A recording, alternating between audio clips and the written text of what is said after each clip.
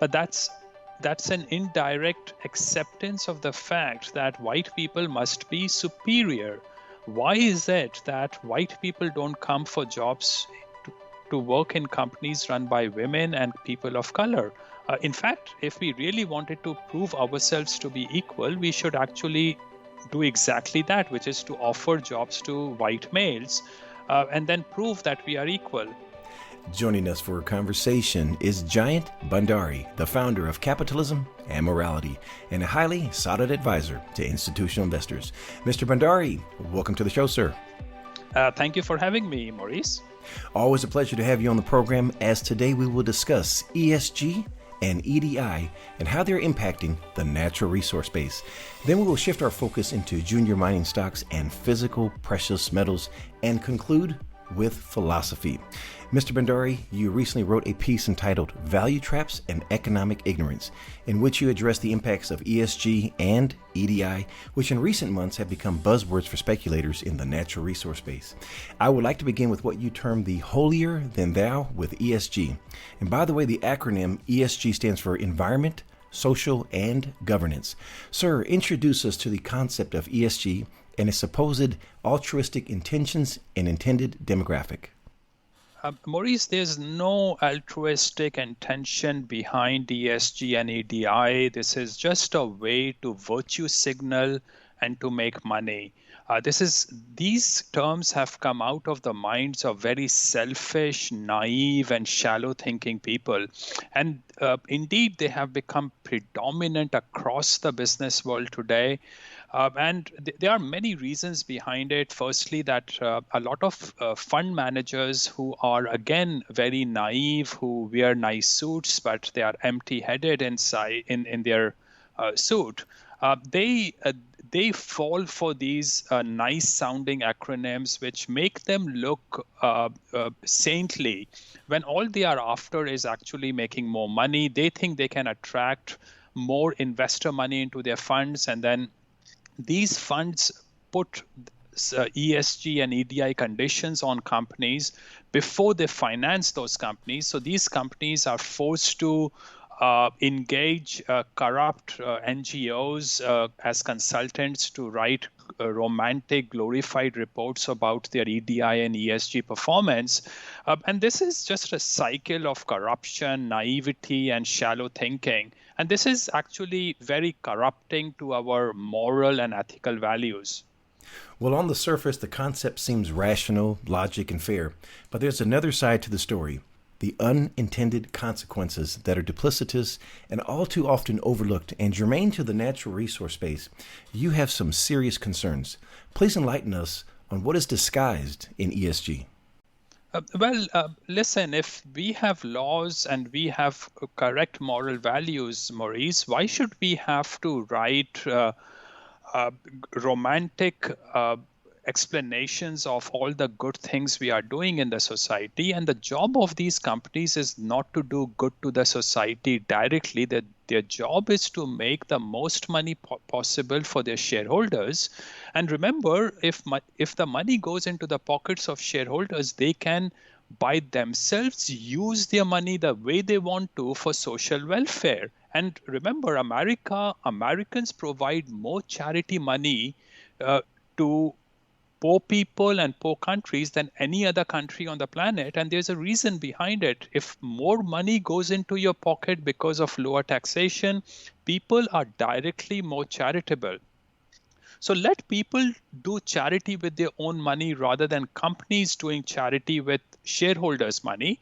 And the problem is that bureaucrats who work in these companies are very happy spending money of shareholders for charitable purposes. Maurice, it's very easy for me to spend your money and look good and saintly, but it's after all your money. I get the credit and you spend the money. It's so hypocritical and shallow thinking and so immoral. You should get to spend your own money for charitable purposes. And I have nothing against charity. If you can identify people who deserve to get your money, do it, but don't use other people to spend their money and spend their money through your hands. Now, the problem with ESG and EDI reporting is that these companies then have to engage expensive consultants who claim to be charitable organizations who write reports on how these companies are doing good to the society. So what you do is that you institutionalize these consultants who want their jobs to continue. So they create an institution by itself. And they don't want poverty to finish, because if poverty finished, these consultants would cease to exist. And as Doug Casey might say that America lost the war on poverty the day we started to have a welfare government, a government that wanted to fight poverty.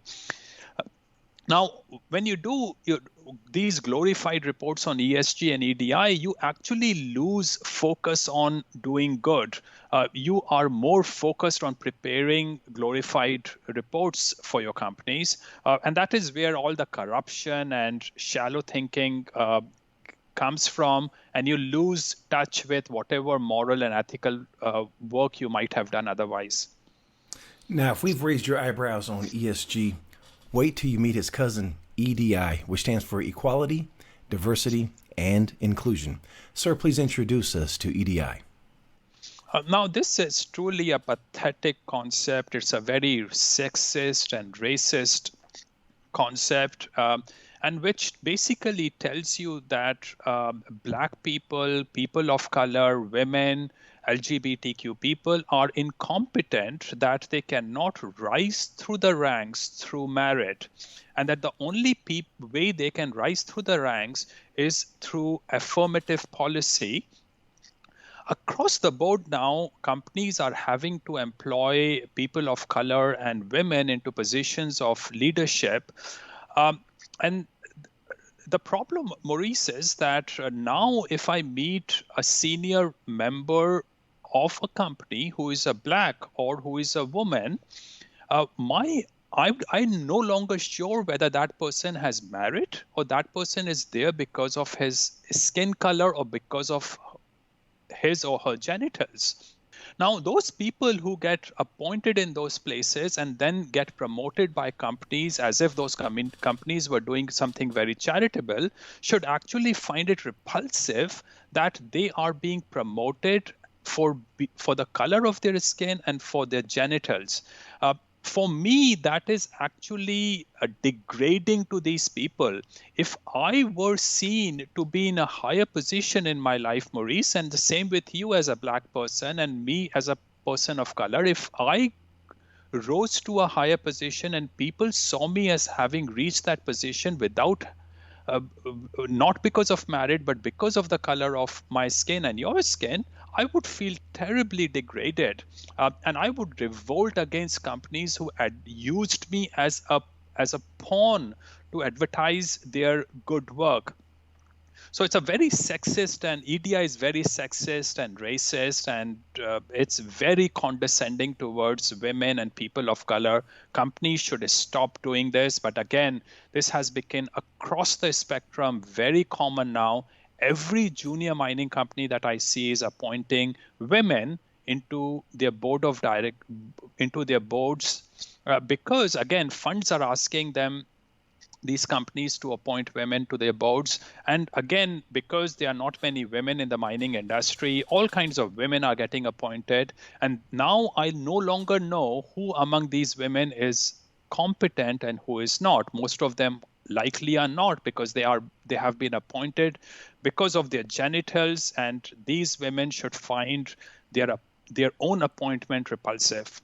We Black people and women want white men to give them jobs, but that's an indirect acceptance of the fact that white people must be superior. Why is it that white people don't come for jobs to work in companies run by women and people of color? In fact, if we really wanted to prove ourselves to be equal, we should actually do exactly that, which is to offer jobs to white males. And then prove that we are equal. By not doing it that way, we actually show the superiority of white males. And I hate to admit that, because I don't want to make them feel superior, and I don't accept that they are superior. Yeah, it goes along with the point that you and I were discussing earlier, Giant, when we talked about if you're not wanted somewhere, then why fight to be in there? Go and become their competitor. Right, absolutely. But then this is what these people, the losers think, that it is the job of the white males to give them jobs. Just move on and find a better job for yourself. Yeah, and the path to financial freedom is not wages, but profits. And so if you're looking to become an employee, you realize that you're probably reducing your opportunity to become financially independent. And that's, Yeah, you know, for most people, yeah, but for most people, that isn't going to happen, Maurice. Entrepreneurs are very rare. that they are. Yeah, yeah. It's a certain breed, certain mindset, and I It's a completely certain agree mindset. with you. Yeah, yeah. Now, I want to make sure that everyone is clear on what Mr. Bhandari just conveyed to us. He's not saying that he's opposed to someone of any color, any ethnicity, any gender being in a certain position, but it should be based on merit. Merit is the key word here. Am I correct in that? Oh, of course, Maurice, I don't care about the color of your skin or the nature of your sexual or orientation or sexual preference, whatever is the politically correct term these days.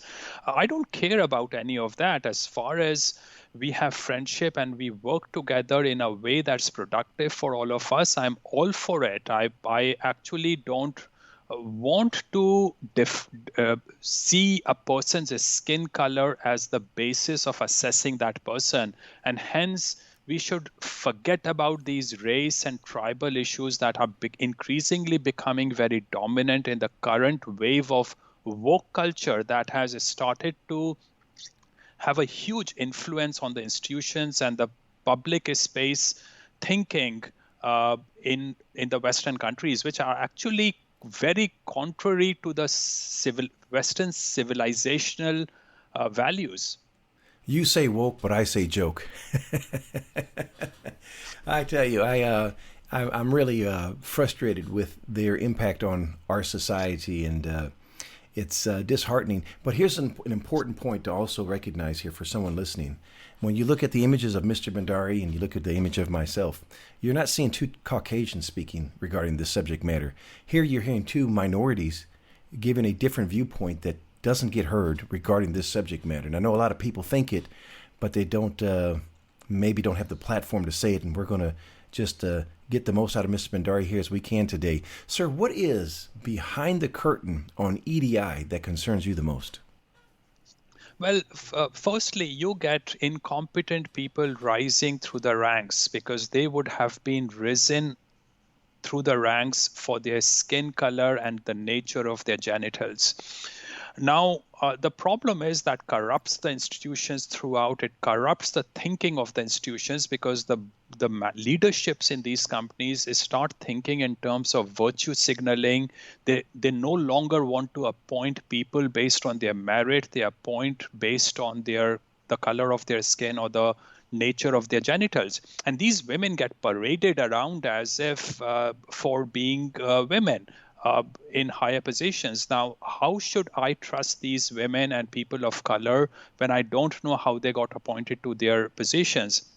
So it creates a cascading effect on the nature of the institutions, which creates corruption. You bring it.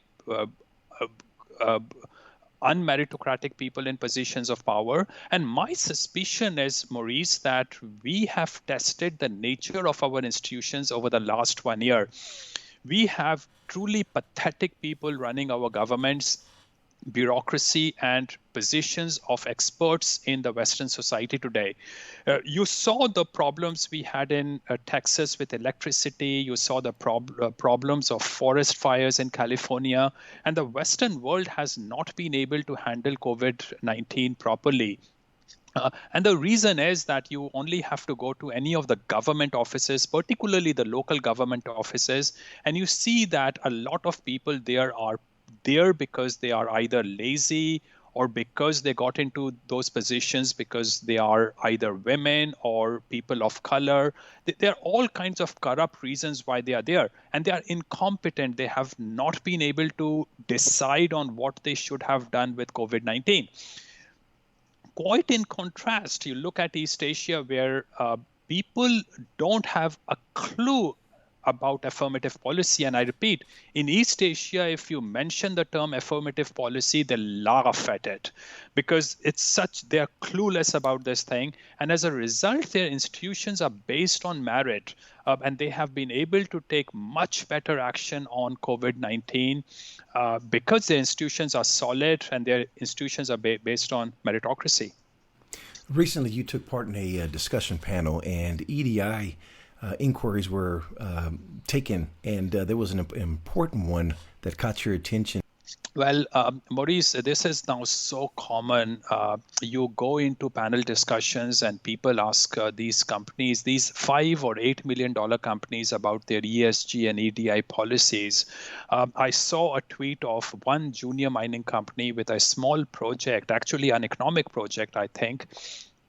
And this company has been advertising itself as, they probably have 15 people in the company, and they talk about how they have a black woman as a geologist, Native Indians as drillers, and all kinds of, and the female as the exploration manager. So this is all virtue signaling, which people have got into. This has distracted us from real value creation. And I don't have any confidence whatsoever in such kind of managements, particularly the ones who over-advertise these things for virtue signaling purposes, or if they truly believe in it, because if they truly believe in it, they don't really understand economics, they don't really have their focus on value creation. And if they don't have it, I have no interest in giving my money to them. Jayant, what is the solution, and what can we as speculators do? You said the right thing, Maurice. These are jokes. These are not wokes. These are jokes, and we should make fun of these people. We should openly talk about it. We should make it very clear that if people of color or women or LGBTQ people rise to positions of high management, and if they are, I have no way to know whether they got there because of merit or because of their genitals or skin color. So those people like you and me should be fighting against EDI because it degrades those of us who are competent and who got to higher positions because of our merit. So that's what we should do. We should make fun of those people who promote ESG and EDI. And as far as money is concerned, avoid giving too much money to people who follow these stupid concepts. Now, of course, you have to give, because every company is now forced to follow this ESG and EDI narrative, we have limited opportunities, but a lot of these companies do it only for making sure that they get the money from fund managers. As long as they're doing it just to get by, I'm okay with that. But if they really believe in it, we should not be giving money to these companies. And it seems like the caution flag that you're signaling here is that if a company is spending too much time focused on the narrative of ESG and EDI, that should be a caution flag because they're probably not focused as much on extracting or exploring. Absolutely. And these people, you can't try to do everything. You can't do charitable work. You can't do control global climate change. You can't do all kinds of things while you should be busy mining and running your process plant for a profit. Moving on to junior mining stocks, which metals have your attention at the moment in the space and why? Two metals that clearly have my attention. One is copper and one is gold. And the reason copper, of course, has my attention is because copper has done extremely well over the last 1 year. It has gone up by almost more than 100% in the last 1 year. Now, people should remember that copper has seen this several times in the past. About 10 years back, copper was similarly priced as it is today. And actually, in real terms, it was higher 10 years back. So people should not fall into this lustful, greedy thinking that copper should start should keep going up. So copper, of course, has a lot of my attention. And of course, copper companies have performed very well, copper mining companies, mostly because copper price has gone up very well and inflation was not in the market until about 3 months back, which meant that copper companies were making a lot of profit. I'm suspicious about this continuing into the future, and I'm suspicious about this bullish feeling that people have about copper and copper companies right now. The other metal, of course, is gold, because inflation is now sloshing around the world, and it will reflect more and more in the price of gold. Jayant, you're a highly sought-out advisor to institutional investors, and when it comes to arbitrage opportunities, your work is second to none. Are there any companies that have your attention that merit our attention? Oh, sure. Maurice, there's a company called All-Star Gold. The ticker is AUL, and this company trades on ASX in Australia, and it trades around 30 cents Australian. This company is being acquired by another Australian company, and the arbitrage upside is more than 35%, 35%. The company is All-Star Gold. The ticker is AUL. And just a reminder, it was 5 years ago today that you made your call on Sunridge Gold, which produced a 600 plus return for our audience members in one day. And that was May 19th, if I'm not mistaken. And that was only one of 3 high yielding returns that subscribers received on Sunridge Gold, which you were kind enough to share with us right here on Proven and Probable. So make sure you take a listen to what Mr. Bhandari is sharing here regarding the junior mining stocks that have his attention. Now, we discussed resource stocks. What are your thoughts on owning physical precious metals, and in particular, I should say, with the effects of inflation rearing its ugly head? The economy going forward is going to become increasingly unpredictable. There has been so much cash printed over the last 1 year and given away to people. And remember, a lot of this cash has actually gone into the hands of people who actually consume using that cash. A lot of money that went into the hands of people in 2008 was in hands of people who were too rich to use that cash, and it ended up in bonds and long-term investments. So this is a different kind of cash that we have today. It is going to create a huge amount of uncertainty in relationship to inflation. Now, the other problem is we don't know what will get inflated and what will not get inflated. Some things will go up in price, some will not. There will be all kinds of problems related with value creation. We don't have enough people coming to work in the US today because they have easy access to free money. So why should you go and work? So there's a strange kind of environment we live in. My view is that people should stay invested in real substances like gold, which give you a way to shelter yourself in these times of uncertainty. And you somewhat answered my next question here. If you were to begin your physical precious metals portfolio today, what would you be buying?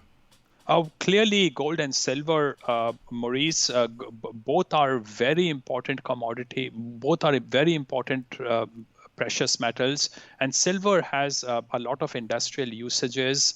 In both, I see a good future just because of inflation that is starting to hit the market. And as a reminder, I'm a licensed representative to buy and sell physical precious metals through Miles Franklin Precious Metals Investments, delivered directly to your home. And that's physical gold, silver, platinum, palladium, and rhodium sent directly to your home. Give me a call at 855-505-1900. That number again is 855-505-1900. Or you may email maurice@milesfranklin.com. In conclusion, let's discuss your favorite topic, philosophy. Jayant, you're a champion of liberty, the free market, and philosophy. Why is Jayant Bhandari so passionate about philosophy? Maurice, it is because of philosophy that the Western society was able to emerge out of animal kingdom. it was philosophy that made Western civilization so distinctly superior to everything else on the planet. And without philosophy, we don't have the backbone to stay human. We don't have the backbone to stay a civilization. We don't have the backbone to stay uh, economically sound. And that is where we have a huge importance of being rational, being philosophical, being objective, being discerning, being value conscious, and a lot of these things connect with each other.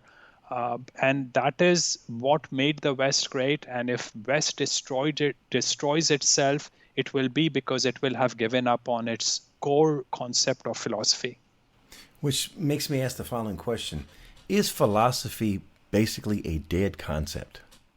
Well, of course not. For the modern woke people who have no clue about the past, who have never read an article in their life, who go on the roads protesting for things they don't really understand, shallow thinking people who want free money, and people who do all the virtue signaling, like the ones we just talked about, who do virtue signaling using EDI and ESG, using other people's money. These woke people are not philosophical. They can indeed do well individually in the short term because of all the virtue signaling that they do and the way they fit into a profitable career by catering to the demands of other woke people in the institutions. The fact remains that they are corroding and destroying the institutions and the society by their behavior. You really need philosophy and objective thinking for the society to continue to improve. But as we can see, the Western society is on a downward path. And the reason is that we have given away our institutional control to woke people, and the masses are mostly woke. They want free money, they want bread and circuses, they decide what kind of rulers we have, and as a result Western society is getting degraded. So no, philosophy is not dead, but we might be killing philosophy, which will eventually kill us, destroy us as a civilization. I'm often asked, what are some foundational literatures and or videos that inspired you? Well, clearly, Ayn Rand was a very important person in my thinking because she gave me a lot of clarity of thought. I don't have to follow her all the time, but I quite like a lot of work that she has done. Doug Casey, my mentor, has been a huge influence in my thinking. There's one person who I have in the past invited to my seminar, Capitalism and Morality. His name is Stefan Molyneux. I quite like him. Some of the videos of his that I have watched are great. He is a very deep thinker, and he's very good. A lot of people I have met have been affected by his thinking. Have you considered writing a book on philosophy? I love to, Maurice, at some point of time, but I continue to do a lot of writing work, but those are all articles. Maybe I should start with compiling those articles into a book one of these days. Absolutely. We'd love to read it. Before we close, Jayant, you're the founder of a philosophical forum based on reason, argumentation, and liberty called Capitalism and Morality. It's conducted every year in Vancouver, British Columbia for over a decade now. Sir, please introduce us to Capitalism and Morality. I have been running this seminar for the last 10 years, Maurice. And again, this is a seminar in which we talk about philosophy. We talk about Western civilization. We talk about why Western civilization became so distinct from other societies, and Western civilization has been the only civilization I have known. And the people who have copied Western civilization successfully have been able to succeed well. The way East Asians have done. East Asians have done a very good job of copying the best aspects of Western society. And I want to talk about those issues that made the West so great, and why we should make every effort not to lose those values. What are the dates for this year's event, location, and who are the keynote speakers? Well, we are very likely not to have the seminar this year, and the reason is that Canada continues to be under the lockdown. The seminar has always been held in downtown Vancouver, Canada. But again, we can't rent the room. Government is not allowing gatherings to happen. So unfortunately, we have had to cancel the event, or it's unlikely to happen unless something changes substantially very soon. The keynote speakers will, we have. If the seminar is to be held this year, it will be Adrian Day, Doug Casey, Rick Rule, Jeff Deist of Mises Institute. There are about 10 or 13 speakers. They are all on my website under a tab, Capitalism and Morality. Well, sir, I'm going to do everything I can in my power to see if we can make this come to fruition. It's so enlightening. If you haven't had an opportunity, visit Jayant Bhandari's website, click the tab Capitalism and Morality, and take a look at some of the keynote speakers in the past. Doug Casey, Rick Rule, Jayant Bhandari, Adrian Day, Mickey Fope. The list goes on. But what I found intriguing, Jayant, and I really learned this from Capitalism and Morality. When I first got into the natural resource space over a decade ago, I would listen to some of those keynote speakers, but I only heard them in the context of finance, investing. And I never drew the connection of why that person resonated so much with me. And then I was introduced to your platform, Capitalism and Morality. And now you hear the philosophical side of some of these great minds. Now, here they're not focused on finance and investing. What they're focused on is philosophy. And you see the whole holistic picture of that individual that maybe you see on our program on Proven and Probable or one of our peers.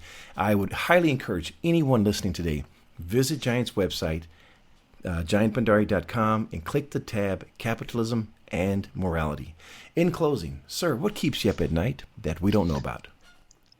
Maurice, several of my friends in Canada have recently left the country. And that's how fearful they are about the rising tyranny in Canada. Now, Canada was probably the best country on the planet 15 years back when I moved to Canada.